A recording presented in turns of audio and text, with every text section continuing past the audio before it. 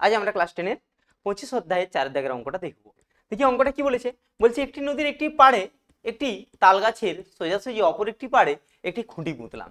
বলছে এবার নদীর পাড় ধরে ওই খুঁটি থেকে 7√3 মিটার সরে গিয়ে দেখছি নদীর পাড়ের পরিপ্রেক্ষিতে গাছটির পাদদেশে 60 ডিগ্রি কোণ করে রয়েছে। তাহলে নদীটি কত মিটার চওড়া? তাহলে আমরা ধরে নিই যে এবি একটা নদী, তার মানে নদীটা চওড়া কত? এবি চওড়া।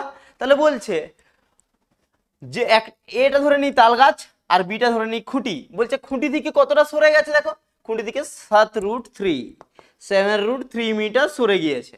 তাহলে সরে গিয়ে দেখছে ওই পাড়ের পরিপ্রেক্ষিতে গাছটার পাদদেশে, তাহলে গাছটার পাদদেশে কি বলেছে কত ডিগ্রি কোণ হবে, তার মানে এই কোণটা বলবে। এই কোণটা কত হবে? 60 ডিগ্রি। তাহলে এখানে দেখবো, তাহলে ধরি কি দেখবো, এবি সমান চওড়া নদী। কি বললাম? এবি সমান চওড়া নদী। এরপর দেখবো, দেখো তাহলে আমরা এখানে প্রথমেই যে জিনিসটা লিখবো, তাহলে অতএব তাহলে বিসি সমান কত হবে? 7√3 মিটার। আবার কোণ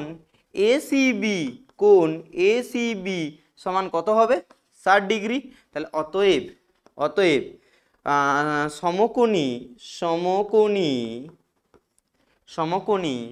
ত্রিভুজ এ বি সি এর ক্ষেত্রে, কি বললাম? সমকোণী ত্রিভুজ এবিসি এর ক্ষেত্রে। তাহলে দেখো এটা ভূমিটা দেওয়া আছে, লম্বটাকে চাইছে, তার জন্য আমরা জানি যে এই ক্ষেত্রে যেটা দেওয়া থাকে আর যেটাকে চাই তার সাপেক্ষে করতে হয়। তার জন্য লম্বার ভূমির সাথে ত্রিকোণমিতির কার সম্পর্ক? ট্যান বা কটের, আমরা ট্যান ধরে করছি। তাহলে ট্যান 60 ডিগ্রি সমান আমরা কি লিখতে পারি? লম্ব বাই ভূমি মানে এবি বাই বিসি। তাহলে তাহলে ট্যান 60-র মান কত আমরা জানি? ট্যান 60-র মান হচ্ছে আমাদের √3। তাহলে সমান এবির মান আমাদের জানা নেই, বিসির মান কত আছে? 7√3। তাহলে বিসির মান কত আছে? 7√3। এরপর দেখে নেবো আমরা, তাহলে এটার সাথে গুণ হয়ে যায়, তাহলে এবি সমান কত হয়ে যাবে? এবি সমান এটার সাথে এটা গুণ হয়ে যায় 7√3 × √3।